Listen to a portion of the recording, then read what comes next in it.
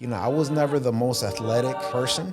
I just worked harder than everybody. I can never squat, man, because I'm so tall. Like, it's hard for me. Is it? Yeah. So as I'm driving, I blacked out. Like, bro, that night I had only been drinking. Your business, Savage Fitness, like, how the hell did that even, like, come about?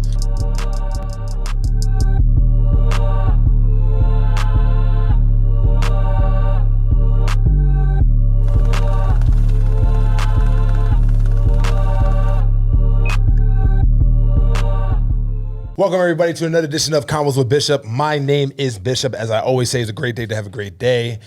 And man, today is a very, very, very special day because I have an amazing guest. It's actually his first podcast. So I'm just like really, really honored to be able to actually have this conversation, his first conversation within the podcast realm, to have it with him. We've known each other for about, like a little over a year, give or take? I've been in boxer for about 2, so. Yeah, so about that time. Yeah, man. So we definitely, come across each other in passing in boxer. He's one of the top trainers, not only in boxer, but also Miami as well. Father, believer in God, just a whole, just entrepreneur. I mean, what else we got? Well, what else we got? What other hats on your head? Former competitor. I would say just right now, entrepreneur and father. Like those are the two things I'm most focused on, and now I'm driving my attention towards becoming the man of God that God wants me to be. That's what I want to strive to, and that's where it's at. Yeah, man, the owner of Savage Fitness, Mr. Saul. How you doing, sir? Doing amazing. Man, Pleasure to get my man real quick. Yes, you know sir. what I mean? Good to see you, bro. So how you feeling, bro, from a scale of 1 to 10? And you can't use 7. Bro, I'm a 10, bro. Okay. And I say that because, like I told you earlier, bro, I'm above ground, I'm alive. I feel blessed, and being that, just a few years ago, had nothing, started from nothing. So I just feel blessed and grateful to God. Nice. So where are you from originally? Originally from Chicago, Illinois. Okay. Born and raised. Okay. Chirac. Yeah. Windy I actually have a couple friends from the Hundreds, the Wild Hundreds. Yeah. 63rd. Like, okay. Straight up. So, all right. So what I usually do with this conversation is, before we get into who you are today, I like to break down who you were before. Okay. So we can go back as far as literally when you were literally incepted. It's up to you.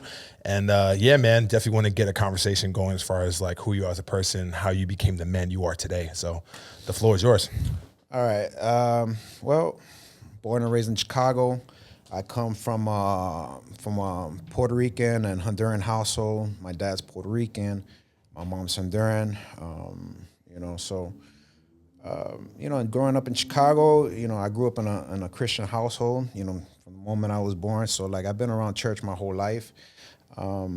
Unfortunately, I think the way that it was pushed on me by my mom, it pushed me away, and not so much from God, but like from church. Okay. Because I felt like when I was young, growing up, there were things I was, interested in, sports and stuff like that. And so like my mom just wouldn't go to any of my events and stuff like that. So it's more like I got upset with my mom and the church because I felt like it was taking my place as a child with the things that I liked, right?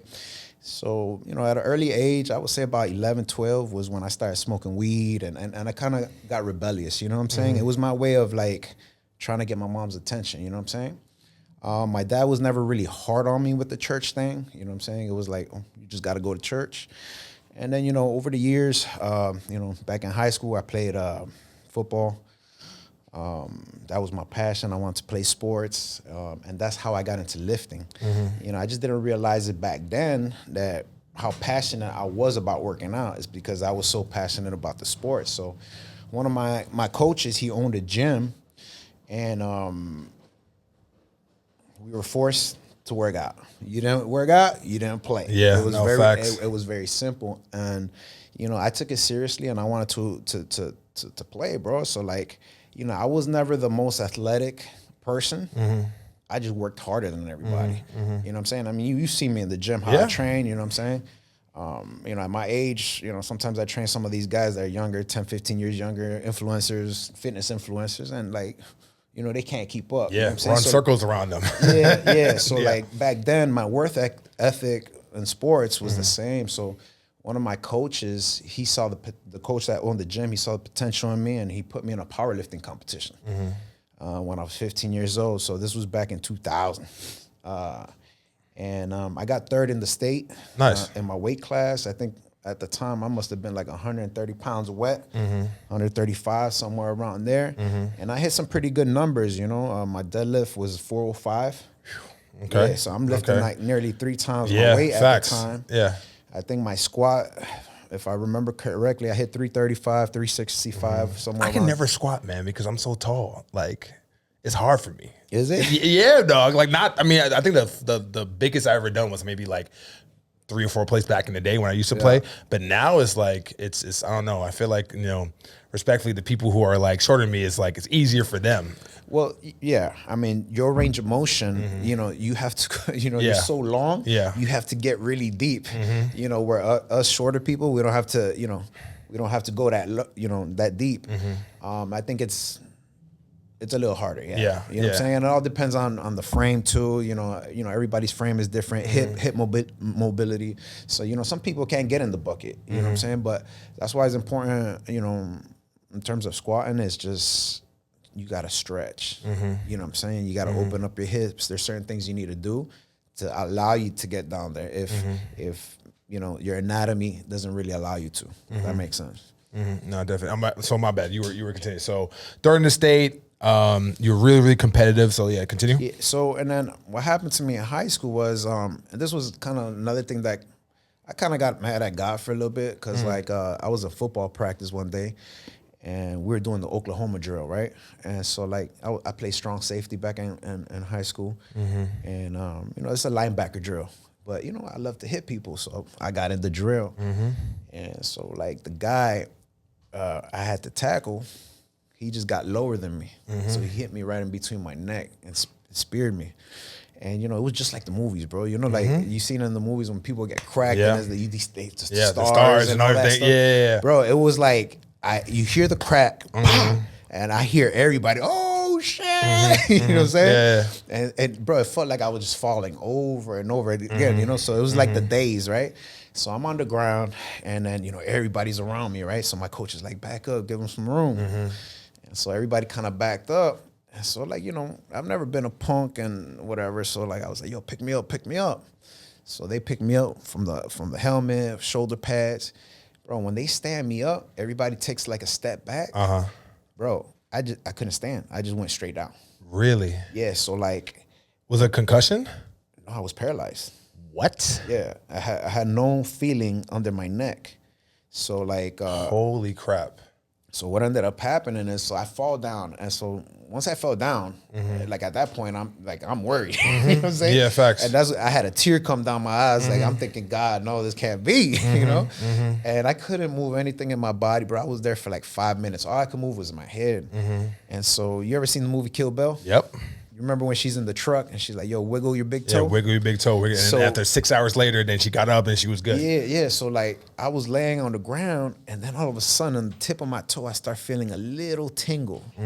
Right? So I start to move my toe. Yeah. And then little by little, all my little toes start to move, right? And little by little, I start getting feeling from the bottom of my feet coming all the way up to my waist. Yeah, thank God. And then from my waist up, I was kind of numb for a little while. I kept practicing. Like I went back into practice like an idiot.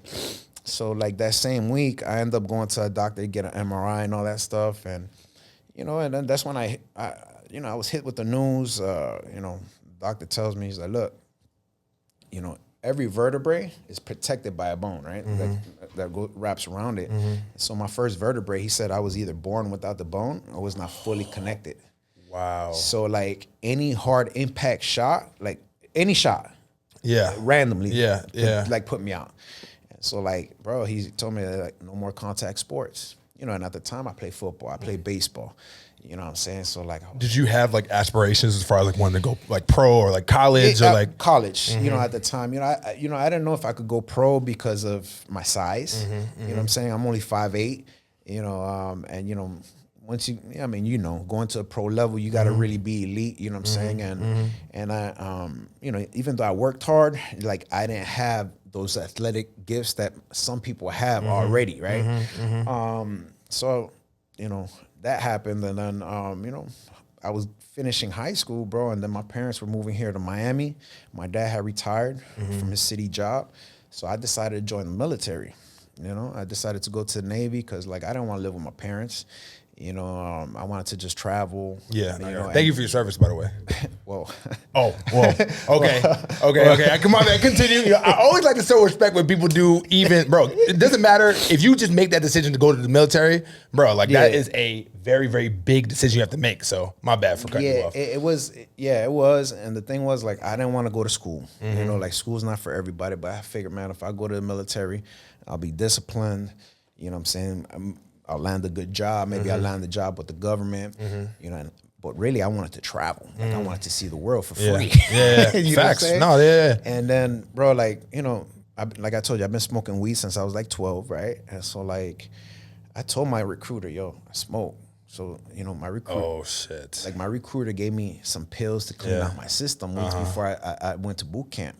So I'm taking the pills and doing all this stuff, drinking water, and, you know, it's a bad decision, bro, bad choice. So I was driving down from Miami with my dad from Chicago, and I had a half a joint. This was like maybe 2.5 weeks before going in. Yeah.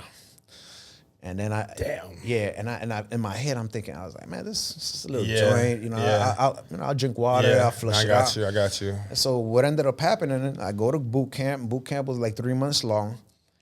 Bro, the military let me stay. Basically almost all the way till I graduated, knowing I was dirty. But it was like a form of punishment. Oh, shit. Okay. You know what I'm saying? And so, like, it was just crazy. It was wild to me because, like, you know, in hindsight, you look back at all these things and you see, you know, the hand of God was always there, you know, and you realize, yo, that was just not my path because they'll allow you to stay in the military if you have a certain level of THC, right? Okay. So I don't know how they measure that, but the cutoff is 15, right? Got it. I had a 17, bro. 2 points, 2 fucking points. 2 points. One of the guys that got kicked out, Yeah.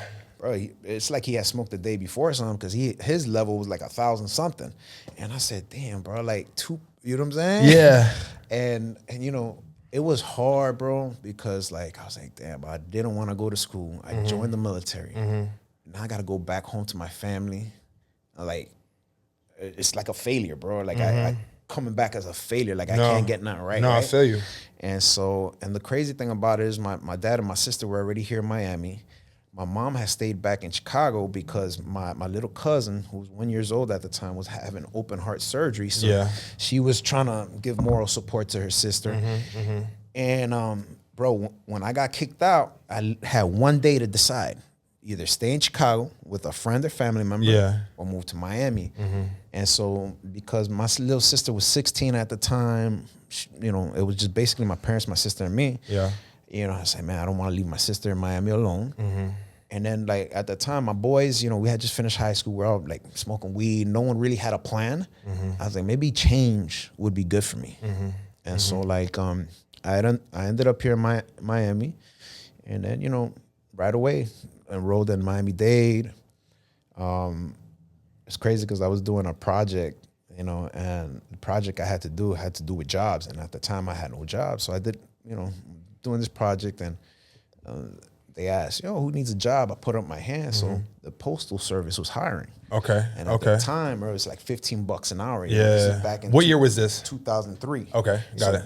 You know, at the time, I'm only 19, 20 years old, coming out of high school. No education. You know what I'm saying? And $15 an hour, I mean, you're looking at what, 35 grand a year, something like that? Give or take. 35 grand. I mean, 35 grand in like 2003, that was probably like 60, 70 back then. So as far as equivalent to now. So it wasn't terrible, but it wasn't like horrible, if that makes sense. You know, for a young person, for a young person age, in 2003. Yeah, facts. 19 years old. Yeah, facts. So bro, and then what ended up happening is, bro, like I got comfortable.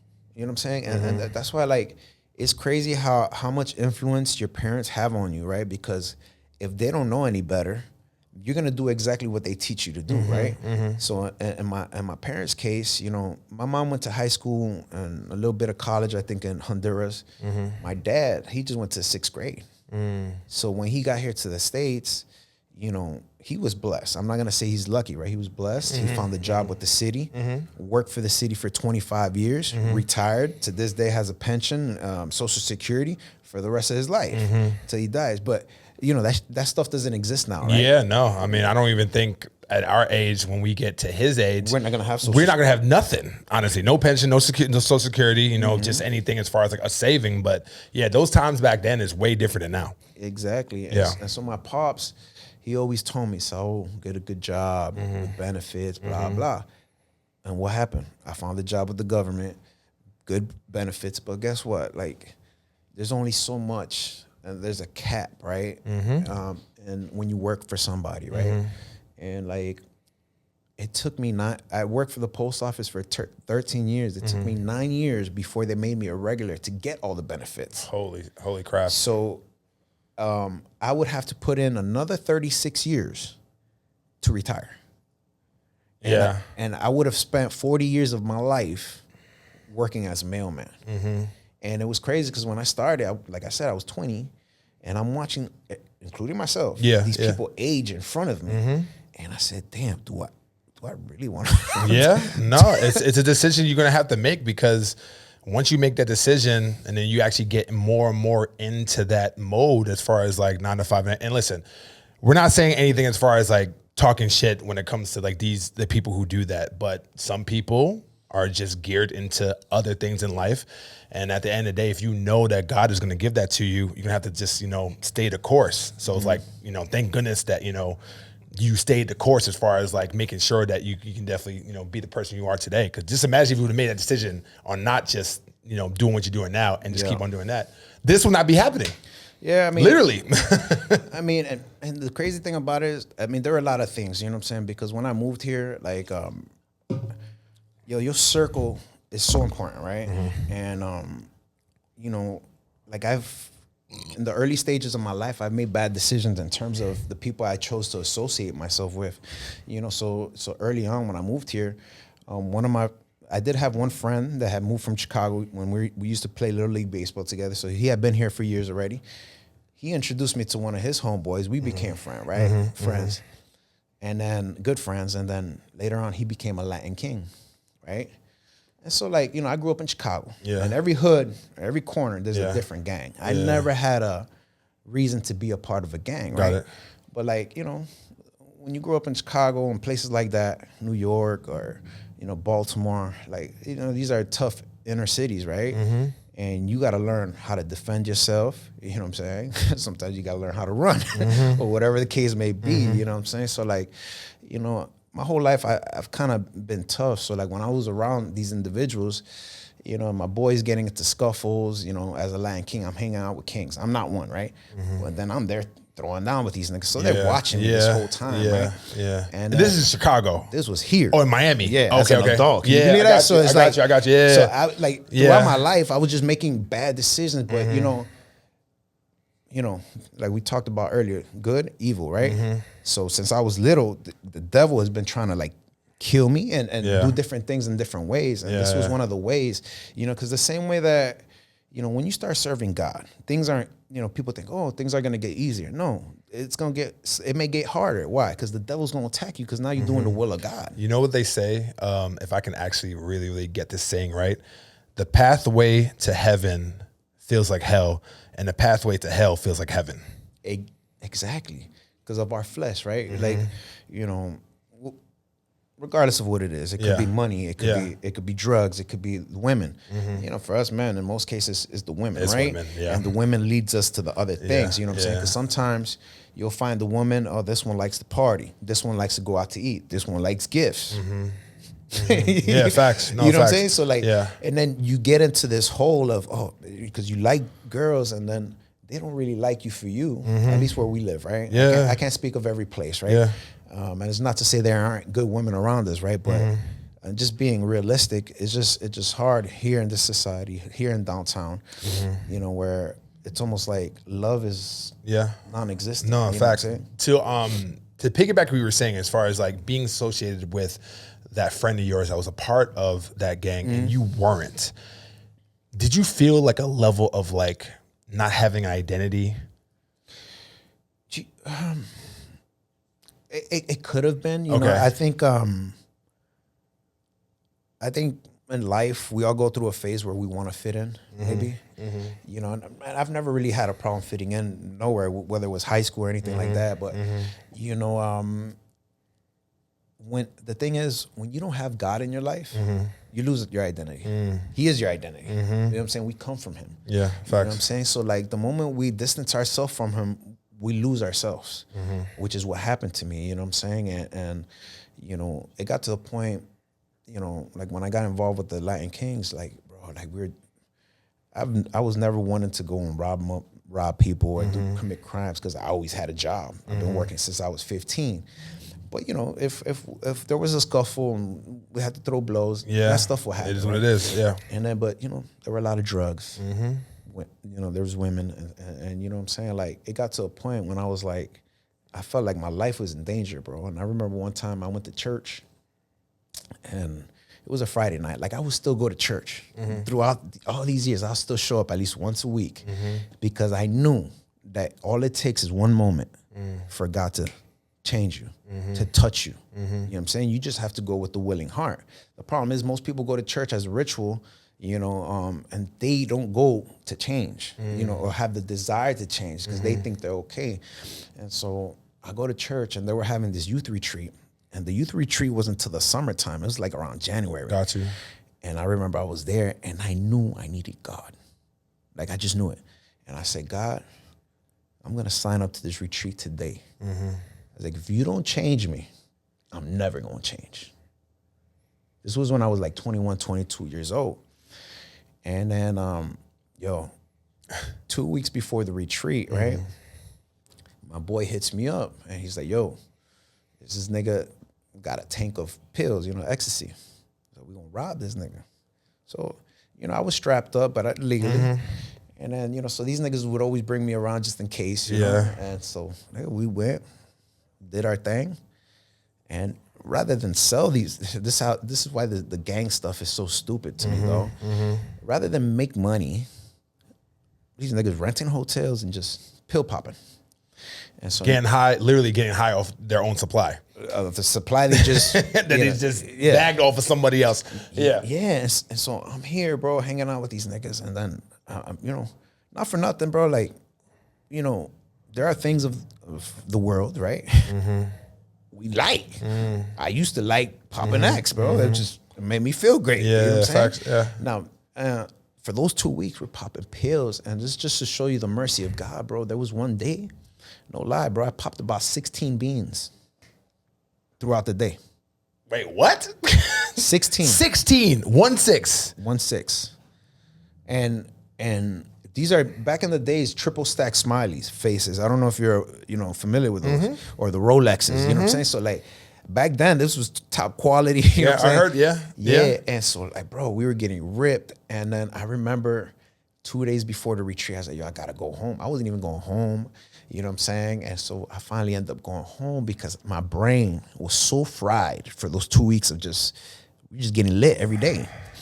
So that night, bro, I'm in my room and I'm trying to fall asleep, but I couldn't, bro. It was almost like I'm watching TV and I literally feel my brain like vibrate, you know, like shake. Yeah, shaking. Like I was tweaking. Yeah. And I was like, damn, dog. Like, and then finally I fall asleep, bro. And, you know, people don't, you know, the spirit world is real. The reason why I'm going to tell this story is because it relates to the change, and it relates to how the devil or the enemy, you know, wants to take your soul. So that night, God allowed something to happen. So I'm in my room, and so at the time I used to sleep face down. And, bro, it felt like somebody just hit me in my head. Like I thought I fell off the bed. So I was like, man, what the fuck was that? I was like, what the hell was that? So I turn around, close my eyes, and I feel like somebody hit me in my head again. So the second time I was like, yo, it's not right. So I started looking around and I just see this black shadow on the ceiling, right? And I was like, I did one of these, like, so I see this figure like a body. I didn't see no eyes, nothing, just a black figure, but it has a shape. Starts walking, moving, like on the ceiling. and it stops right in front of my head, right? And I'm there watching this whole time, and it pimp smacked me, dog. Like Legit, like hit me, boom. And you know, if you ever hear stories of people who have encounters with spirits or demons, I've had a couple. Yeah, they freeze up out of fear, right? I don't fear them. Okay.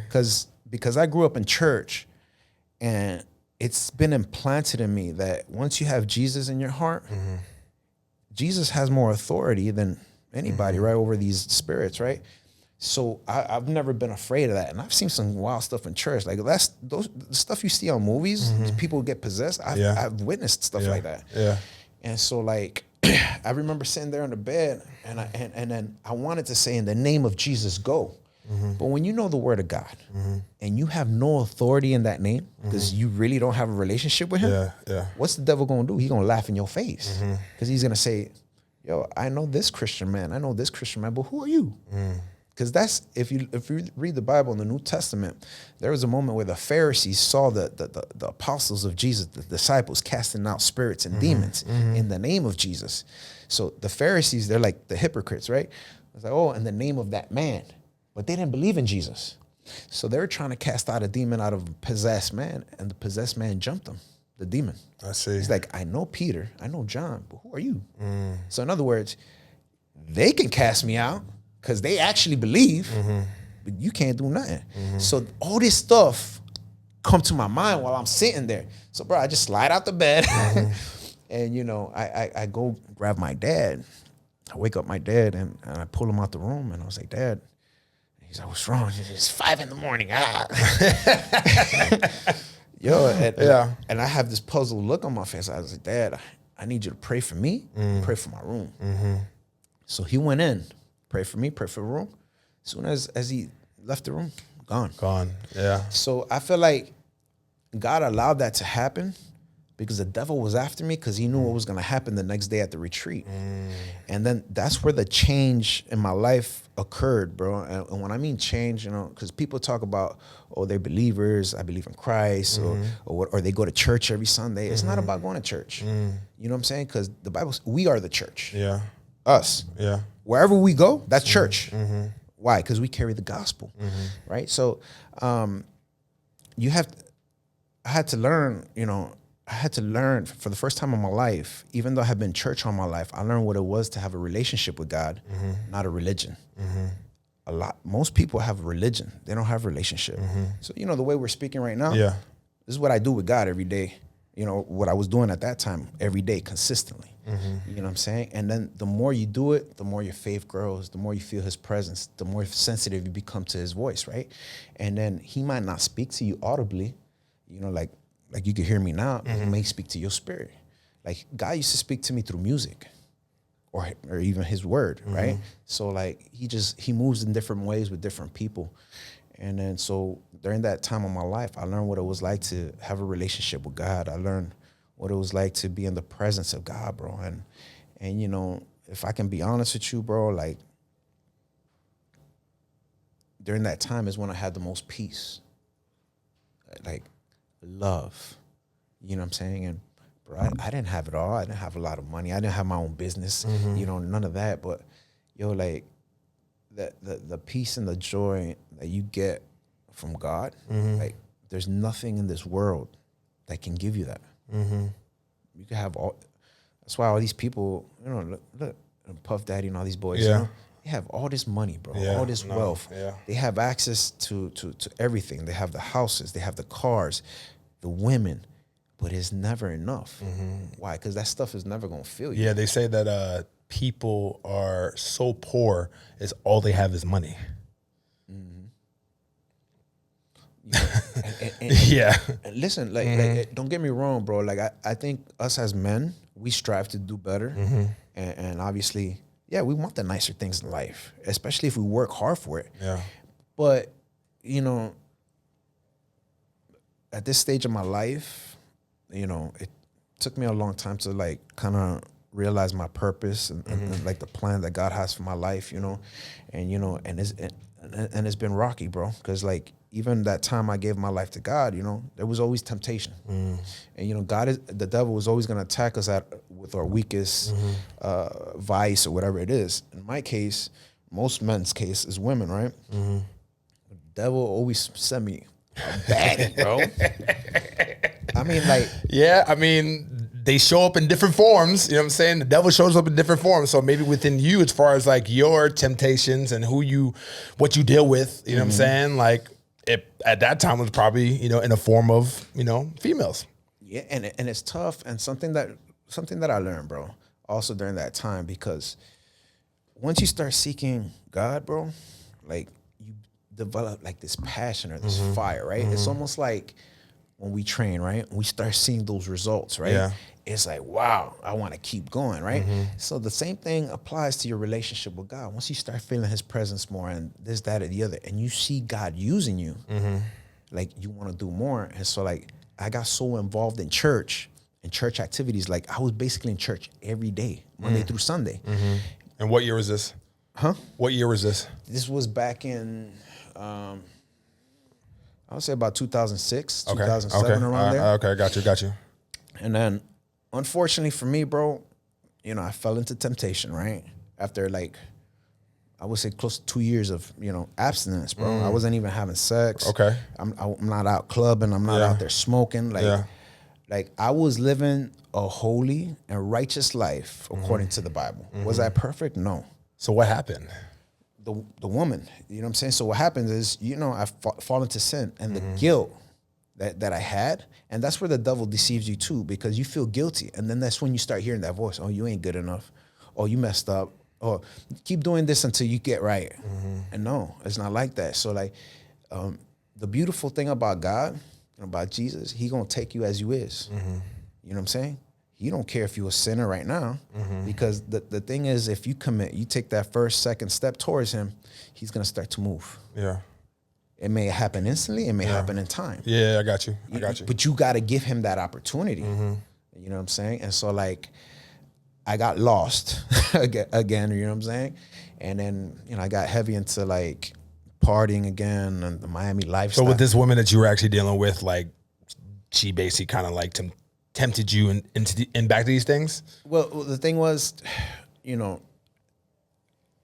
me, right? I've tried different drugs. I think sex is the biggest vice. I would agree, to men at least. Yeah, that's, to me, at least that's I'm gonna say this, right? Go right ahead. Yo, women, it's the most beautiful creatures God has created. You know what I'm saying? Like, just there's an attraction, there's a love for them, you know what I'm saying? Like, I think there's no greater joy than to be with a woman that, obviously cares for you, getting that affection. It's just, it's a beautiful thing. Yeah. So, once I was led away, the thing was, it becomes an addiction, right? So once you crack, it's like, damn, like that desire, that lust kicks in. You want to keep on going. Again. Yeah, exactly. And then you want to taste again. Yeah, and then it's just not with this one. Oh, let me taste this one. Yeah. And so it's like a spiral effect, you know what I'm saying? And then, it happens with time. It doesn't just happen right away. And then I saw myself little by little, and then all of a sudden, certain people you stop hanging out with start reaching out, and then boom. Now I'm hanging out at the club every now and then. Now, it's not bad to have a drink. You know what I'm saying? It's a cycle, bro. Yeah. And then so you were feeling as if like you were going down like a spiral circle from Yes. that moment that you met that woman, and then everything else has started opening up as far as like different temptations. Yeah. Okay. Exactly. And so like it just leads you back to your old lifestyle. And in most cases, what happens, look, the Bible says when you go back to doing what you used to do, it's like a dog returning back to his vomit. It's like, okay. It's yeah. Yeah. That's why the Bible is so true and effective, and there's so many jewels and gems in there. You know what I'm saying? It's like you got a cleaning lady that comes to your house and cleans you up. That's what Jesus does, right? He cleans you up. Now you got this home where Jesus resides in, it's completely empty, right? Because it's been removed of whatever spirits or whatever you had going on. But the moment you walk away from Christ again, those spirits are going to come back, but they're going to come back with more. So now you're more bound than you were the first time. And so like, that's kind of what happened to me. Why? I knew the truth. I know what it's like to have a relationship with God. It's like, I'm not like the average person who just goes to church. Yeah, I got you. You know what I'm saying? And then, you know, I got into the spiral effect, and then it got to the same point where it was like, bro, like, I felt like I was gonna die. You know what I'm saying? So this was like a 4-year spiral effect. I had stopped training for like 3-4 years, bro. And you know, like I was out of it completely, mentally, emotionally. And then I had moved into a house I was renting with my homeboy, and the room I moved into, bro, like there was still furniture in there. So check this out. So I'm here doing my thing with girls, but I move into this house, and then I find nothing, pornography, sex toys in the room, all this stuff. And then so when I move everything out, bro, the third night there, I start feeling something. Okay. And this was my second encounter with like the dark side again, right? And you've heard of, what is it called? Incubus and succubus, like those, the sexual spirits or whatever. Bro, that's real. Yeah. No, as real as it gets. Absolutely. That's 100% real.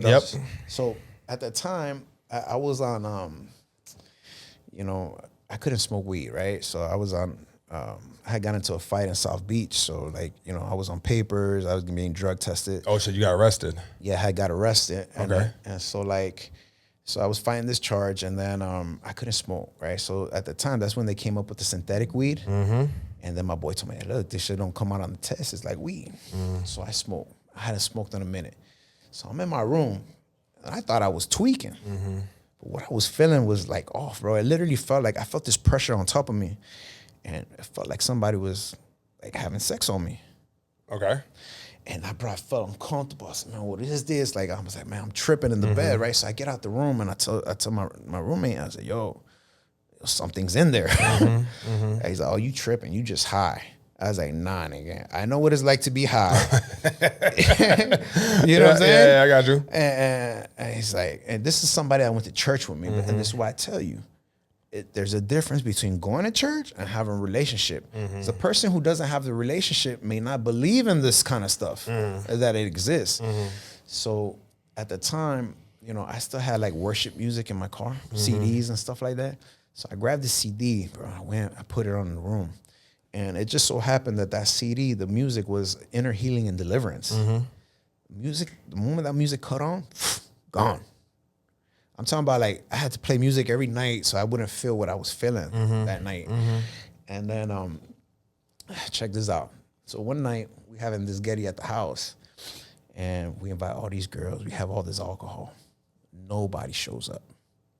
And so like I'm there drinking. I tell my boy, man, forget this, man. I'm gonna go to a club. I'm gonna come back with some shorties. You know that's my style. Yeah, typical night. You know what I'm saying? Yeah. You know, I'll be back. Yeah. So I take off, meet up with some boys. For whatever reason that night, I didn't come back with no shorties, right? As I'm driving down the turnpike, something happened to me that never happened before. And this is in relation to what I told you. I've seen the hand of God over my life so many occasions. Got you. So as I'm driving, I blacked out. Like, bro, that night I had only been drinking. So there's been other nights I've been on weed, drinking, pills. And you're fine. Like you're just chilling. I always made it home. This night I had only been drinking, and I blacked out. So I wake up, bro, I just see the lights. The police lights.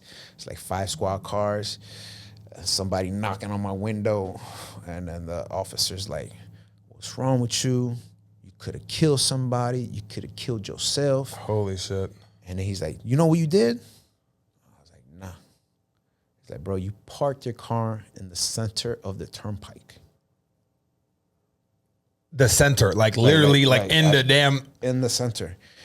And, bro, like I told you, I have been on a worse situation than that night.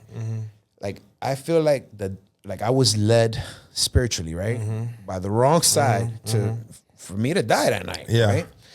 And then, you know, this is the thing. He tells me, you know what happened? I was like, nah. He's like, as we're driving up, there was somebody standing behind your car, directing the traffic around. Who was it? Nah. Wait, nah. Nah. Wait. And when they got close enough, when the police cars were getting close enough, took off. Officer told me that, bro. Took off. So, I mean, it was like a figure? Like, it was just like a... I think it was an angel, though. Yeah. No, I mean, I agree. You know, but, the Bible also says there are people that take, you know, they're angels in the form of people. Yeah. And so, like, when the police cars got close enough, they left, bro. Mm-hmm. And it was crazy, bro, because, like, it was at that moment, like, God did this. Remove the blinds from my eyes. And I said, damn, I need to get back. And God was so merciful because I was out on bond. And then I told the police officer, yo, please don't arrest me. I'm out on bond. I'm a mailman. At the time I was in college. Yeah. I had a lot to lose at that time. I got you. And then, bro, he let me go. He's like, bro, you got 20 minutes to find somebody to get you. Left my car there and allowed me to pick it up. Didn't even give me a ticket, bro. Bro, it could have been over, bro. It could have been over, yeah. And bro, he let me go. And then that's when I started my process again to get back to God, bro. And at the time, I was maybe like 26, 27, bro. And I was in such a bad place. And I knew that I needed to do better. Like, bro, I called my mom. I was like, Mom, I need to go back home. Like, I need to turn my life around. And I know I can't do it living on my own. Yeah, I got you. You know, and so, like, my mom gave me an answer that I didn't expect, bro. She's like, let me talk to your dad. And usually, my mom would never do that. Yeah. And I was like, what? And then the thing is, I was having issues with my roommate too. And, you know, so like I needed to get out of there because we were both strapped up. The difference between me and him is like, he was a coward. He was strapped up because he's a coward. I was just strapped up because one time I got shot at and I couldn't do nothing back. Yeah. So I was like, this is the last time somebody shoots at me and I can't respond. Yeah, word. You know what I'm saying? I've always been, I'm a man of, I'd rather fight. You know what I'm saying? Like, I think. Did you feel like a little bit of abandonment when like your mom said that to you? Yeah, I was disappointed. Okay. But, you know, I put her through so many headaches, you know, and I think that's the reason why, you know. And then, you know, I wasn't overly bad, but you know, when you come from a Christian household like that, you know, it's like everything is extra, right? You know, something that the average person might do, we're viewed a little different. Like we're supposed to be different. And at the end of the day, we're all human, bro. We're all sinners, right? Yeah, so like, facts. Whether you go to church or not, we're gonna run into the same temptations. You know, because believe it or not, there's some people out there that may not believe in Christ or may not share faith, but they live better than some Christians or whatever. You know what I'm saying? They're just genuine good people. You know what I'm saying? So like, even if you don't read the Bible, you know good and bad. You know what's right and wrong. You know what I mean? So you know, it's been a journey, and all these things have led to this, bro. And because like, it's crazy because once I went back to God, He took me through a moment where I had to go ask people for forgiveness, right? And it may have been people that offended me, you know, and sometimes, you know, in order for you to let loose of that and for God to move in your life, you need to humble yourself, even when it was somebody who hurt you. Because when you're able to humble yourself and go ask them for forgiveness when they did something to you, it's going to release them too. Okay. They're going to be healed in the process. You know what I'm saying? And then, that's interesting. Yeah, and then I saw that with every time, you know, it started with my parents, then my youth pastor, because I was angry at people because when I left church, when I wasn't serving in the church, it's like they forgot about you. You know what I'm saying? And I said, damn, if we're a family, like somebody leaves, you know, the Bible says Jesus would leave 99 sheep to get the one. And, you know, I think as a follower of Christ or a believer, you never leave nobody behind. You always go after that one. You know what I'm saying? So it's like, and that's why I'm doing this, bro, because I feel like I need to share my testimony and share who I really am because God has been good to me. You know what I'm saying? And it hasn't been easy, bro. You know what I'm saying? Because, you know, I ended up getting married. I met my wife and back in, we grew up together. Back in 2012, we got together after not seeing each other for 10 years. And then, you know, like is that the mother of your kids? the mother of my kids. Okay, nice. Okay. It's like I told you, I fell into sin with her. So I went to go see her. And then, you know, and because I knew I was going to marry her, I thought it was okay to continue. And it wasn't. Okay. You know, so I failed. You know, when you're a man, you got to lead, right? You got to lead. And the Bible says we're the priests. So, you know, the blessings start from the head. Fall into the wife and then into the children. Yeah, so, God, man, woman, child. Yeah. So think about it.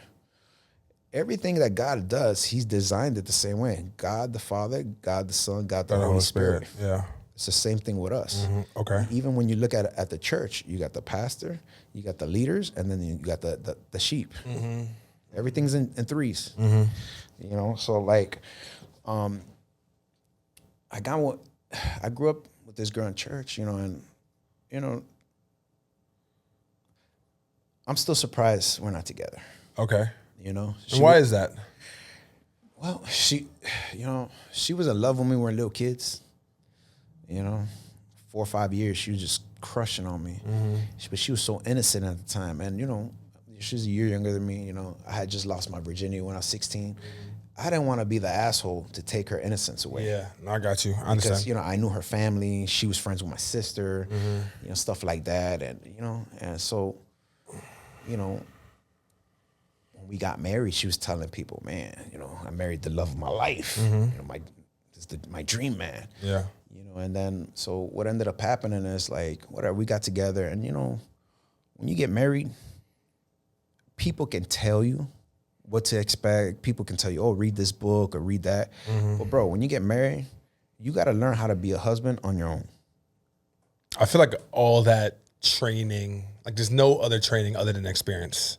Like you can learn the game, you can learn stuff, how to get women. You can also learn how to be a good husband or whatever, but like nothing in this world is better than experience. And 100%. Every single experience is actually different. So it's like, yeah, no, I agree. You know what I'm saying? So, you know, you don't know what it's like to be a father. Same thing, right? Like everything's brand new. So like people can tell you what to do and whatever. And so like when I got married, like, you know, like I had every intention of spending the rest of my life with this woman. You know what I'm saying? And, you know, things change, bro. You know, unfortunately, like when kids come into the picture, life changes, bro, in a relationship.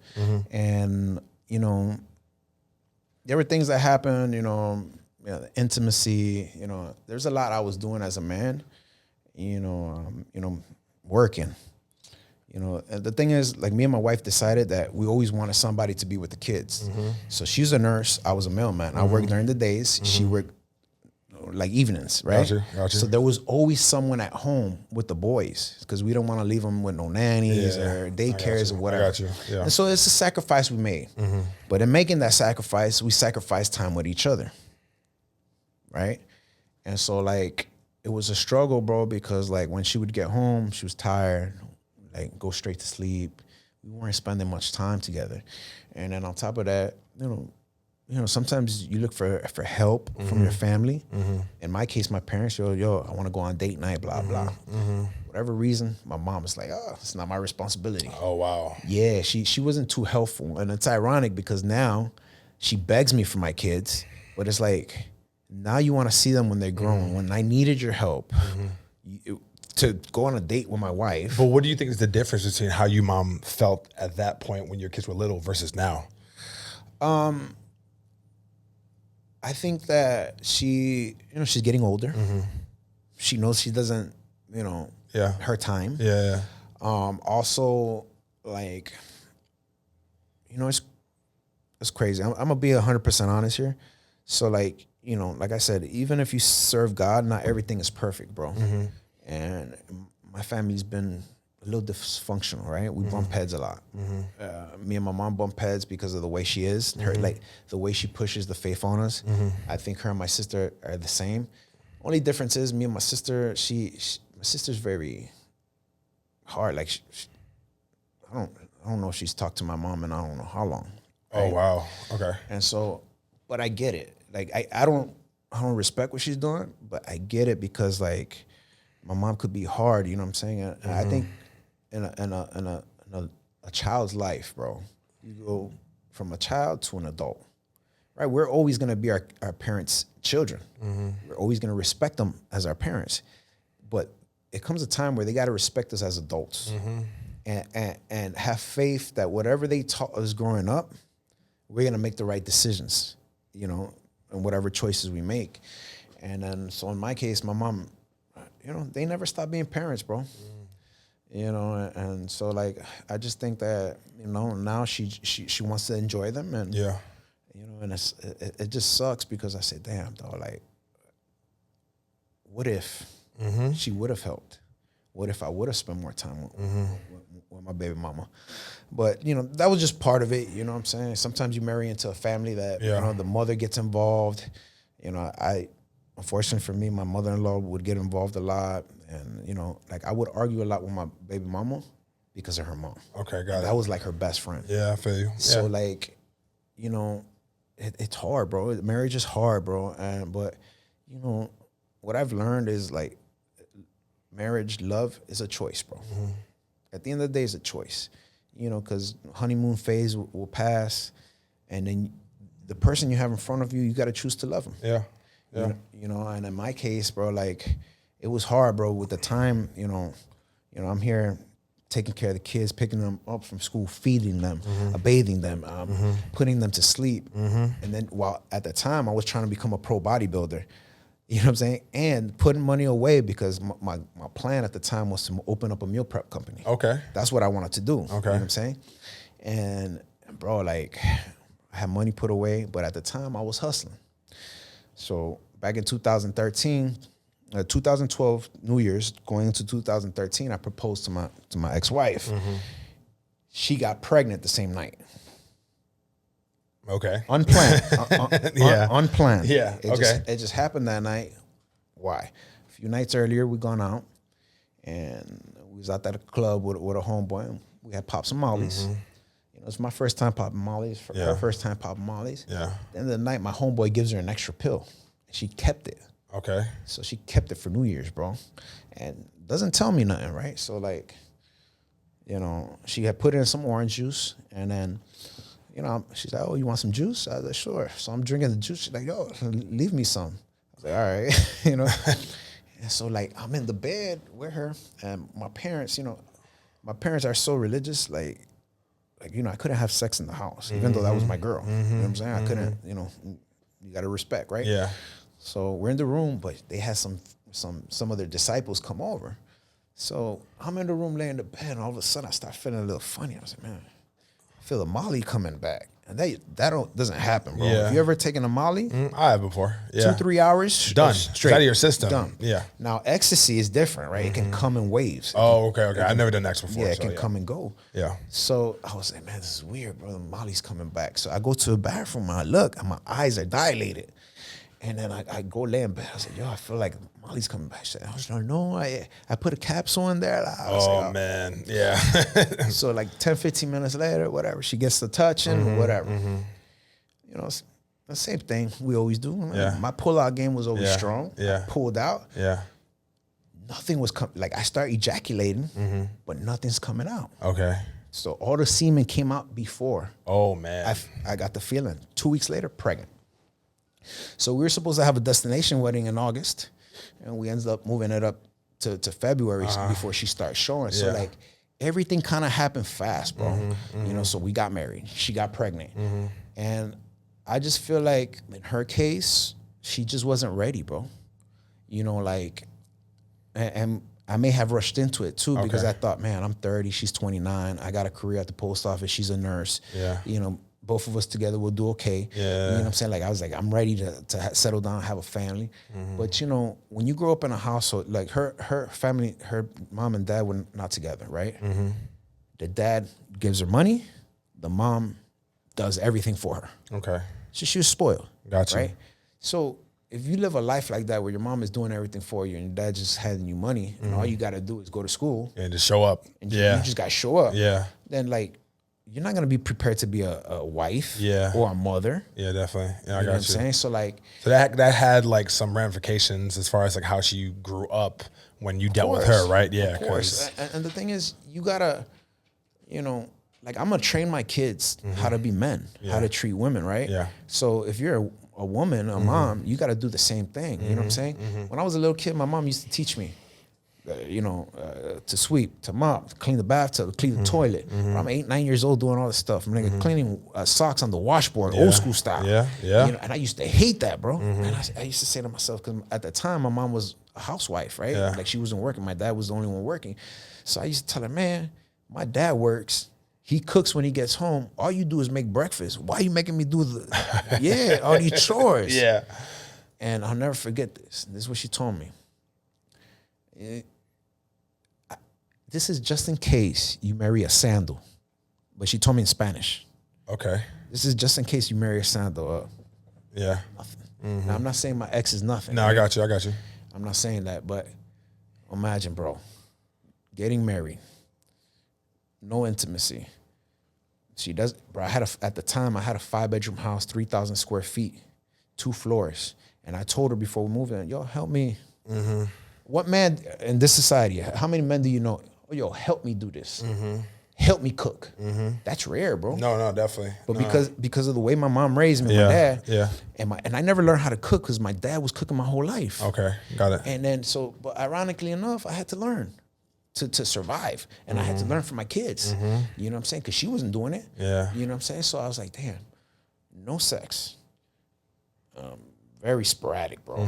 I mean, the first year of my marriage, I went like 10 months, nothing. 10 months. 10 months. After month 5, when she was pregnant, 4.5 months Yeah. until she gives Yeah. birth, 6 to 7 weeks Yeah. until they heal up or whatever.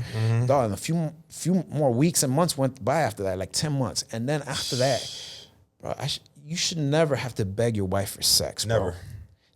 That and food should be automatic. I think those are the 2 ways to a man's heart, bro.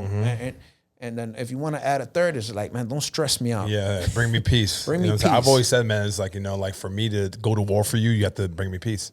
Yeah. Bring me peace, I'll go to war for you. You know? And then, I'm here, trying to be ambitious. I have these ideas. And it's like, you a nurse and you never made a single dollar more than me? You know what I'm saying? Yeah. And you can work 12-hour days. Yeah. You can work overtime if you Yeah. want. Yeah. You know what I'm saying? It's like she got comfortable. And then, so what ended up happening is, like, I was doing bad on money, right? So when the baby was on the way, Second one. the first one. The first one, okay. When the baby's on the way, she went on maternal leave. She filled out the paperwork incorrectly.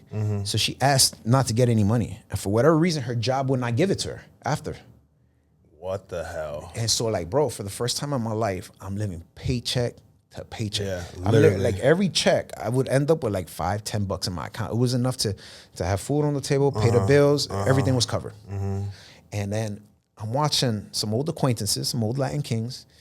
Bro, these niggas are hanging out at regular clubs, throwing money, and I was like, and So at that time, you were kind of like getting a little bit of an itch to kind of like Of course. turn back the hands of time a little bit. Yeah. Yeah. Okay. Yeah. Yeah. but look how the devil operates. Yeah. I never reached out to these niggas. Yeah. I got you. And then they end up reaching out to me. The same ones I'm watching on, Yeah. on No, I feel social you. media. And they're like, yo, we trying to expand our business. So imagine, I'm a mailman, so I'm that middleman. Yeah, exactly. So, bro, you can get it done. getting stuff from Cali, different places, bro. And so imagine, first time 3 packages came in, those small packages. It's 3 bands. Just to do this. 3K. Boom. Done. Boom, done. And I was always honest with my baby mama. I told her, look, this is a situation. I'm gonna do this. I was really doing it for my family. I nigga. got I was you. broke. Yeah. No, yeah. I was living check to check, and I didn't like that.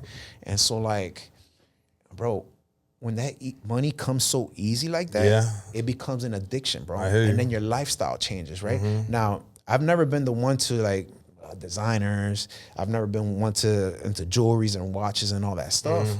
You know what I'm saying? So all my money, I put it back into my family, bro. Bro, when my older son was 2 years old, he was in a Montessori private school. Okay. When his little brother turned up a year and a half, boom, he's in the Montessori school. Just between those two, I'm spending $1,500 to $2,000 A month. A month just in school for them. Yeah, and I got you. Not to mention everything else that you're basically spending. Yeah. So yeah. And then, bro, like, I'm making trips with my wife. Back in 2016 was when I first went to Dubai. You know, that's when it was starting to like become cool. You know what I'm saying? Dubai was becoming something. You know what I'm saying? So I'm taking my wife to Dubai, Cancun. You know, everything was my family, dog. I had a normal car, Acura TL, paid off. Her car paid off, and then I had my 5-bedroom house. You know, so like the next step was to let me get away from this shit. Because at the end of the day, that's always in the back of your mind. Yeah.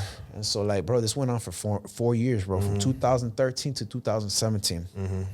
And then, so what ended up happening is when I'm in, I was on a trip with my baby mama, with my ex-wife, and we're in Cancun. The feds went looking for the drugs to the post office. Holy crap. So but I wasn't there. Okay. You know, and this, look, I feel the presence of God coming over me, bro, because I know this was God that allowed all this stuff to happen. Like, when I got back, mind you, imagine working with a group of people for the last 10 to 13 years. And with the same people in the same office for 4 years. And when you get back, not one single person tells you, hey, Saul, I don't know if you're doing anything, but if you are, yo, stop that shit. Police came through here, the feds. Not one person warned me, bro. So what they ended up doing was, you know, every couple of months, every 3 to 6 months, they send the vehicle off to maintenance. So they remove my truck. So I'm looking for my truck. So, it's off of maintenance. But really, they just switched it with a truck that had a camera in it. Yeah, so you have to be careful. Yeah. Yeah, so, and then, bro, that same week, bro, they caught me. So, like, I'm out delivering mail, and then the driver who comes to pick up the package just hits me up. He's like, yo, there's police everywhere, right? So I used to deliver on my route. I had like 7 to 10 routes, like gated communities, maybe 2 or 3 that were open. So at the time when he gives me a call, I'm inside of a gated community. And then I was like, bro, let me drive around in here. He's watching what's on the outside of the community. Yeah, which I had because I was on the inside. Yeah. I was like, there's nobody in here. So he still decided to come in. I was like, it's your call. He decides to come in. So make the switch off, boom, package, money. So mind you, I got money in my hand. I got my cell phone. I got a throwaway cell phone. So as I'm leaving the development, bro, the feds, Homestead Police, Holy ATF, shit. Bro. Everybody. Everybody, bro. Everybody. It was like a movie, dog. So they swarm. And me trying to be slick, I'm thinking, I try to drive around like it ain't for me. They all hop out, shotguns and guns. I was like, oh. Yeah. And so this was the moment basically with like when you served like hard time, right? Yeah. So that was the first time I ended up going to prison. So, I got my, it's funny. You make all this money, right? And you're saving. And as quickly as it comes, it goes. So like at the time, I had a good amount of money put away, though. 50,000 went to the lawyer. Whew. Yep. Lawyer fees, yeah. And 50, 60,000. And guess what? When you get a federal charge, I got a federal charge because my crime happened with the post office. Got it. You don't really need a lawyer. Why? Because everything.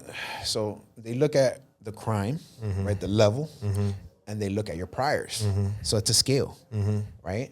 And it goes according to the drug and then how many previous convictions you have, right? So fortunately for me, I didn't have any priors. Word.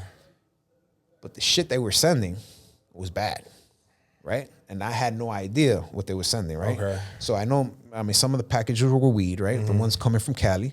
But other shit was like a lot harder. From China. Okay. All right. And so like all this stuff was being moved and like they were trying to hit me with 12 years with 108 to 128 months. And I remember, bro, sitting there with my lawyer and these people, dog, and I was like, bro, my life is over, dog. Because imagine, dog, at the time I was, I think, 35, 36. Yeah. I was about 34, 33, 34. And so like, you know, two kids, bro. Yeah. One just turning 3, one just about to turn 5, the other one about to turn 3. All like, I felt like everything was just crashing. And was that the time that your wife left you? she hadn't left me yet. Okay. So, you know, I remember the day I turned myself in, June 15th, 2018. Luckily for me, my lawyer was able to get me like about 10 months to get my shit together.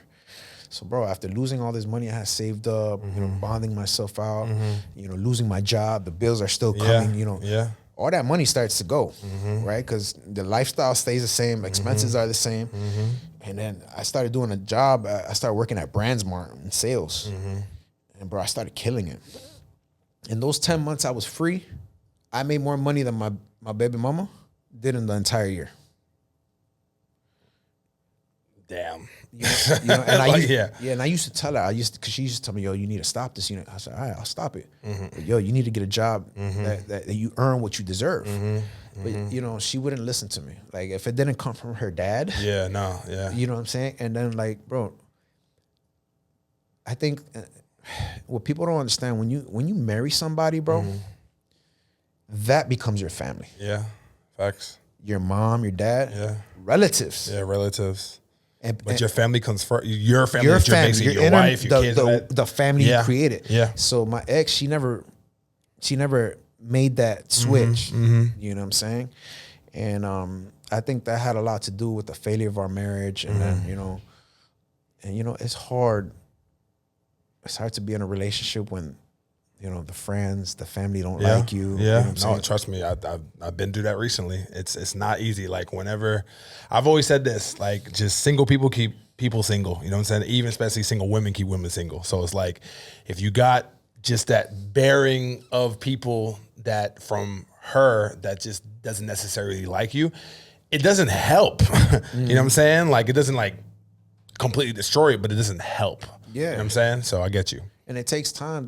Just give you an example. That first month, when she got pregnant and she was about to give birth, bro, we just got married, bro. And then, you know, this lady, like my mother-in-law, came to stay with us for a whole month.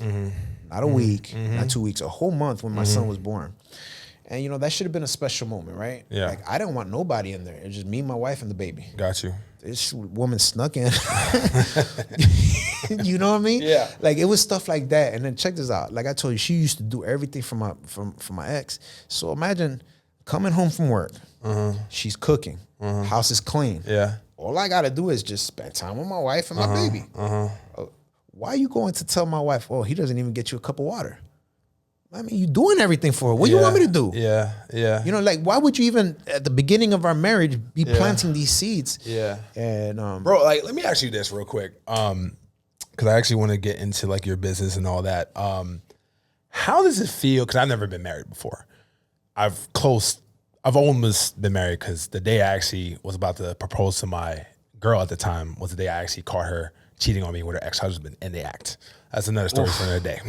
How does it feel as a man to not just have control of your marriage? Like, I feel like that's like, oh, I'm like, my blood is boiling right now. It's like, and then for your ex-wife to basically listen to her father over you when you are the one that basically make that covenant with her. Like, how did that make you feel? well, you feel like you're not adequate, bro. Like, you're not enough, dog. Like you're not valued, dog. You know, it's like when we got that house, bro, you know, her dad, he's the only millionaire that I know personally that became a millionaire just working a regular job. So he was a conductor in New York, and I guess they get paid really well. And he did that for so many years, and then he would work 7 days a week until they made it illegal to work that much. So, like, I think in his highest grossing years, he made like 150, 160, 170,000 or something like that, close to 200,000. So when they average out his best years, right now, retired, he's making $100,000 a year, retired, you know? Yeah. And so, like,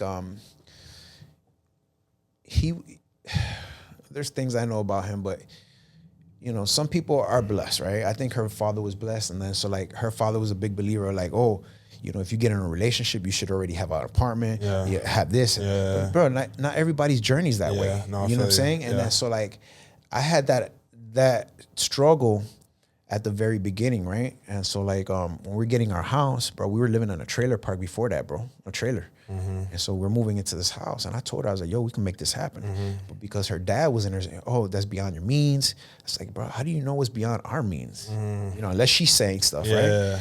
And then, sure enough, bro, she decides, oh, let's not get the house. I was like, all right, let's go look at other options. Let's do what you want. So as we're looking at other options, bro, the house we're looking at was pre-construction. It was a deal. It was brand new. Nobody's lived in it. No, but when you compare it to the other houses that were used, you're still about to spend the same amount of money for a used home. You know what I'm saying? And then she came to a realization, like, yo, you were right. We ended up getting the house. And we were able to afford it easy, regardless of me hustling. Because even when I stopped hustling, everything was paid. You know, so like, it's when a woman doesn't give you that value or trust you as a man, it sucks, bro. No, I got you. It sucks because, you know, she would never tell me like, you know, I'm trying to become a pro bodybuilder. And like at the beginning when I started competing, I just did it for fun. But when I saw, you know, I can compete and it's the only sport at my age at the time that I can become a pro at and be competitive. You know what I'm saying? Because like it's like I can't go play baseball or basketball in my 30s and get started now. I feel you. You know, there's certain things you just can't do. But this was the only sport, and deep down she hated it, bro. Like she never told me. She admitted after we divorced, I wouldn't cook for you because I didn't want you to do that. Damn. So imagine having a wife who knows how to cook, who can follow recipes. And bro, you can't chose not to because she didn't really like the path that you were going to. Yeah, that's unfortunate, bro. But now, as far as the path that you're on right now, your business, Savage Fitness, like how the hell did that even like come about? So, you know, like I said, I ended up in prison. So, you know, when you go to prison, you got a lot to think about. You got nothing but time. You know what I'm saying? It's ironic because you lose time that you'll never get back, but you have unlimited time to like reflect on yourself, bro. And I had a moment to reflect on myself, on decisions and choices that I made, on people that I hurt along the way. Because sometimes when you're in a situation like that, you like to point the finger. You know what I'm saying? You don't point at yourself, and then you fail to realize all the people that are hurt along the way. And so like when I was in there, I said, man, one of the things I decided to do, I was like, I need to get my life back in order with God. You know what I'm saying? And I know a lot of people use prison, oh, I'm gonna get right with God. And as soon as they came out, they're back to the same. But because I know what it takes and I've been there before, like I would, like when I said it, I really wanted to do that. Gotcha. So bro, like when I was in there, I got to thinking, I was like, man, what am I gonna do when I get out? I've been a mailman for 13 years. It's all I really knew how to do. I had no education, you know, and I said, man, well, I'm in good shape. I look good, right? I know how to train. Like I knew how to train myself. Okay. So and don't get me wrong. Like I had trained with homeboys before. You know, guys that want to, you know, saw me competing. Yo, can I train with you? Stuff like that. You know, but it's one thing to get yourself results. It's another thing to be able to get somebody else results, right? And so like while I was in there, I had met this dude. You know, there's a lot of good people in prison, bro. We just made bad choices, right? Yeah, I got you. Some people just the greed or whatever the case may be, right? So I met this hedge fund guy in prison, and we would sit down, bro, every Sunday and write things down on a piece of paper about goals. And it's crazy because like everything that's been happening right now, we wrote it down. You know what I'm saying? Like I used to tell my best friend, I was like, nigga, wait till I get out, dog. I'm gonna blow this personal training business. I'm gonna make this shit happen. You know what I'm saying? And it's been a process, bro. And it's been a lot of ups and downs. And I just, you know, when I got out, I was released to the halfway house. As soon as I got out, I got certified right away. I got my certification. And then I applied at Crunch. I started working at Crunch here in South Beach. Bro, I was driving from Homestead, bro. Homestead to friggin' South Beach. To South Beach. That's about an hour plus, Yeah. give or take, depending on how deep you are in Homestead. Depend the time too. And depending on time too. Yeah, Yeah, so traffic, you know, late afternoon, crazy. Yeah, I-95, yeah. So like, you know, it's crazy. Like sometimes when you're successful, you know, I'm not all the way where I need to be, right? But judging from where I was 5 years ago, to me, it's a success. Of course. You know what I'm saying? Absolutely. Because a lot of people that go to prison, they never bounce back. That's a fact. They get worse, you know. But luckily for me, bro, like all that negative stuff, my wife leaving me while I was in prison, you know, people who turn their back on me, dog, because, you know, prison teaches you who really cares about you, bro. And at the end of the day, bro, it's always going to be the same people, nigga. Your mom, maybe your dad, maybe a sibling, right? Yeah. But for sure your mom, right? And, bro, there were two people that put money in my account every month without fail. My mom and my best friend from Chicago. Got it. You know, I'm going to shout out to Joel Ruiz. And, you know, and it's not the amount, it's the act. The action. Bro, like... And I told that nigga, I told him in prison, I was like, watch, nigga. I knew I was gonna get to a paper. I know I'm gonna be a millionaire, bro. And, you know, and I said, man, I'm gonna bless you one day. And that's still in the back of my mind because, you know, sometimes we forget the people that were there for us when we're in the hole, bro. And like, even my pops, nigga, like, my pops never put money in my account, dog. Like, you know what I'm saying? I even checked them about it. I was like, man, Mom was the one holding it down. Like, what are you doing? You know what I'm saying? Like, you know, and then, bro, it's been a struggle, bro. Even when I got out of jail, my sister don't talk to me. Like, I still don't know why. And you know, you got to find, like, when it came to personal training, look, years ago, a mentor, when I was a mailman, he taught me something. He's like, everything you do in life is designed for your plan and purpose, right? So like, I was a mailman and he asked me, he said, hey, Saul, what do you do for work? I was like, I'm a mailman. He goes, man, that's powerful. So I'm looking at him, I was like, what you mean? That's powerful. He goes, bro. He's like, what do you do every day? I got hand out mail. He's like, you're giving out a message, right? And he's like, yeah.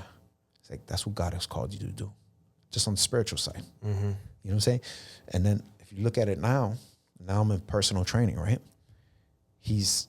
I'm building bodies, right? The same thing I'm supposed to do spiritually. Yeah. Right? When you spend time with God, spend time in worship and pray, you're building up your spirit, your soul. You know what I'm saying? So like, everything that I've been doing is attached to my calling, right? And then it's ironic because God put me in a place where my biggest struggle lies, the women, right? And then so, you know, when I got to the gym that I'm currently at, I had never been to a gym with so many beautiful women. Yeah, and that's a temptation right there. You got to stay focused. Yeah. And so like, and you know that in this industry, trainers have a bad rep, right? Like, oh, they get with their clients, you know, there's a big stigma on them. Yeah. And so like, I never wanted to have that reputation. You know, I don't want people talking about me. So I remember telling my mom I was going to work at the gym, and she's like, no, Saul, the temptation. You know, with her, everything's about God. You know what I'm saying? I got you. No. And then I said, bro, two things. At one point, you got to grow up. I can't keep falling for the same thing, the women, right? If I know that's my stumbling block, I can't keep falling that. Second, I'm not going to mess up my business and my money for something I can get outside of the gym. That's a fact. If I choose to. Yeah. It's discipline at the end of the day. It's your mentality and your mindset. But nonetheless, we're still men. Yeah, of course. Weak, right? Yeah. So like, I remember making a pact with God, and I told God, I was like, look, you know my struggle. But somehow you led me to this gym, this facility, you know? And I was like, I need your supernatural strength to be able to withstand the temptation. The only thing I ask in return for my attempt to do that, because I never tried before. Let's be realistic, right? Just bless my business. Bro, the moment I made that pact with God, the climb just started happening. And you know, it's something that it's not easy. It's hard because think about it, bro. Like here in downtown, you know, it's hard to find, dating is hard. So it's hard to find a good woman. And then usually if you find somebody, you're going to find somebody, you know, in your place of work, something like that. It's hard for me to find something in my place of work, because guess what? If I get in a relationship with a girl from work, and if it goes bad, oh yeah, now you can't go. Yeah, exactly. Yeah, you know, and at the end, they, you know, perception is everything. Exactly. It doesn't matter about the details and everything else too. It's like, yo, like Saul out here messing with a woman in the gym, this and that. Okay, nah, don't train with them because he, you know, does, you know, business, you know, mixes business with pleasure and all that stuff. You know what I'm saying? No, facts, man. So we got a couple minutes and we got to wrap up, but love the story, by the way. Like, this is fire, man. I appreciate your time. So let's do like a little bit of rapid fire. I'm gonna do something a little bit different since we're running out of time. When it comes to actually working out and getting into the best shape of your life, right? What do you think are the mistakes that people are making? Give me like top 3 mistakes. A diet is number one. That's the number one mistake. You know, they neglect their diet and the importance of the diet. You know, just like in life, they don't set goals. You know what I'm saying? So like, if you look a certain way or you feel a certain way and you're trying to get in better shape, like you gotta set goals as to, like, if you want to lose a certain weight by a certain amount of time, you gotta write things down. Yeah. You know, I think not having goals is a bad mistake. And then number 3 is like, people think they know it all. You know what I'm saying? Like, I'm considered a female trainer, bro, but like, bro, you know, I've competed in bodybuilding, powerlifting. Like, I can train anybody. You know what I'm saying? I can rehab clients. And, I can train an athlete. It don't matter. Like, I'm skilled to do that. But I think that people are just, you know, they're just not willing to put in the work, bro. You know what I'm saying? At least with the women, they you know, they want the shortcut. So we know that, you know, the booties. The BBLs and stuff, they think they can just do that, whatever, but like that doesn't necessarily like solve the internal stuff that's going on. And you know, I'll say this, bro. People will invest in a pairs of shoes, and designer. Maybe a designer shoe spend like $1,500, but they won't invest that money in their health. For whatever reason. It's like they see it as like that's extracurricular, right? Like that's that's a luxury, right? And no, health shouldn't be a luxury. So I would probably place that on top, bro. Is the fact that people, you know, they have access to people who could really help them change, and they don't use it. You know, because they're either cheap or they don't want to spend the money on that. But they'll go spend it on garbage, bro. I mean, you see all these people who go to a club, spend thousands of dollars on drinking. Facts. But, you know, won't put $1,000 a month for training. Their training. It boggles my mind. It's like, like, where's your priorities? They won't fight. They won't fight for a liquor discount at the club, but they'll ask the trainer to give them a discount to help them improve their life. You know, make them healthier. So I think not being receptive to receiving help is a huge problem. And also another thing, my last question to you before we wrap up, when it comes to like, people vet trainers, but I do believe that just as importantly, I think trainers also need to vet people. Not every single person should be your client, because maybe there's different philosophies. There's also different bodies that like you may not have like your training style be able to suit them, or just a connection, or the connection at the end of the day, you know, because everything is mental, everything is chemistry, especially that as far as like getting like those results to the next level.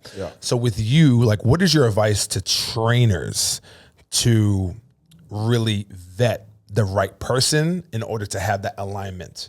Because I know I've seen like different people like, yo, like, why is he training with that person? Like, it doesn't make any sense. Even at boxer, sometimes I see it at, you know what I'm saying? So I'm like, that doesn't make any sense. But like, what is your expertise and what is your advice and your perspective on that? I would say for the trainers, they should stick to where their niche, right? So like in my case, right? Like I told you, I could train whoever, right? But for whatever reason, my business has been mostly females, right? Like the females gravitate to me, you know what I'm saying? I don't know. It could be personality, it could be my training style, or a combination of both. So I would tell the trainer, yo, be yourself. You know what I'm saying? At the end of the day, you know, all the no's you receive from somebody, there's gonna be somebody that's gonna say yes that is gonna belong to you. You feel me? Because there's been, like you said, there's been girls I've talked to at the gym that I've asked to train with me, and they go train with somebody else, and I say, why would they go train with that person? But it is what it is. Yeah. You know, they make their connection, and at the end of the day, all you can do is offer them a session, show them your training style, and if they mess with you, they mess with you. Yeah. You know what I'm saying? You just got to be able to believe in yourself and in your craft and know that whatever you're doing works. No, definitely, man. And also, too, like, where does savage come from? I have an answer for it, but I want to know your answer. So, you know, everybody, you know, social media, you know, you hear beast mode, this, that, or the other. And I was like, man, you know, I'm a savage in the gym. You know, I'm a savage for a number of reasons, right? And it just kind of like, I was like, man, Savage Fitness. Let me call myself Savage Fit. You know, there's a bunch of different names that you see out there, and it's just kind of like, I thought it was cool. I liked the way it sounded. You know, I used to watch wrestling back in the days. I was a Randy Man Savage fan, you know, Randy Savage fan. So like, you know, I just thought it was a cool name, and then, you know, I thought it represent the type of person that I am, and it just kind of stuck. Yeah, no, listen to your story, man. Your story is phenomenal, man, and I really appreciate you taking the time. It makes me realize that at the end of the day, there's just certain, like, this mama mentality, but also there's like savage mentality, and like everything you've been through as far as like with the dealings you did, you know, with like your family, and then also like sports, and then also you serving time and having like the ups and downs with your family, like point blank period, man, to be able to actually rise like a phoenix and to be able to understand and to have that foresight, you got to be somewhat of a fucking savage. So like, I want to just like give you your flowers, man. Like, you know, I'm happy that you're here. That's number one. Because you got to understand, man, like a lot of men don't really, they'll have like other mentalities, and they may just fall into the abyss and maybe even kill themselves, or like go through like a lot of mental where like they don't really proceed or progress. So I just wanted to salute you on that, man, and I'm proud of you. Thank you. You know what I'm saying? So, all right, so we're gonna do a last thing that's called the last call. So I'm gonna give you a couple words, 2 or 3, and you're gonna give me the first word that comes to it. Ready? All right. Chicago. Home. Miami. New home. Okay. Family. Everything. Prison. The best thing that happened to me. A one word, right? Yeah. Oh, it could be a phrase, whatever it is. That's good. That's good. That's good. Your kids. My heart. Okay. Okay. Okay. Second to last one. Fitness. My passion. Boxer. It was my platform. Okay. Okay. To grow. Nice. And then the last one, Saul. And this one, you can just, you know, say more than one word if you want to. Saul. Yeah. So Saul's a good father. I try to be, at least. You know, I'm a God-fearing man. Obviously, I'm not where I need to be. I know this, you know. But like we talked about, like, I've been through a lot of my life, you know, prison, divorce, drugs, gangs, you know, and I know God has called me to share my testimony, and, you know, it starts now. So like, you know, I want people to know the real side of me, the real me, which is, you know, the God-fearing man. You know, I intend this year to make a lot of changes in terms of seeking him. And you'll see the changes, you know, because, you know, when you see God, everything changes, bro. The way you speak, the way you carry yourself, you know what I'm saying, even your circle. But Saul is just, you know, somebody who's loyal, somebody who's going to have your back. You know, if you ever need something, you know, I got your back in the good and in the bad, you know what I'm saying? So, like, I'm a person you can count on. Yeah. No, I'm listening. Yeah, I'm a person you can count on, and, you know what I'm saying? And, bro, whatever I do in life, you know, I'm going to bust my ass doing it, you feel me? So, like, there's no quit, no surrender in me. You know, at this point, nothing really phases me. Yeah, the beautiful thing about my platform when it comes to podcasting in general is that we're able to actually have, like, condensed conversations, meaningful and also intimate conversations, and really learn about that, person that we're having a conversation with. So I felt like I've definitely got to know you a lot better. And I'm happy that I got to know you as well too. And yeah, man, I think we can definitely build this brotherhood even more, you know what I'm saying? Just from this conversation. So if you can give out your number one, phenomenal, bro, I appreciate your time. Thank you so much. If you can give us where to find you, where to find your business as well too, just little shameless plugs, and we'll wrap up. Yeah, you can find me on IG. You can look right here. Yeah. You can find me on IG, Saul_SavageFit_Rivera. I mean, if you Google Miami personal trainer, I'm the first trainer that pops up on Google. Okay. If you need my phone number, need training, 786-365-6390. And I'll be at Boxer Gym. That's the facility I train at. So I'm there every day. So just pull up. Appreciate your time, man. Appreciate you. Over here, man. My G. All right, guys, only the best.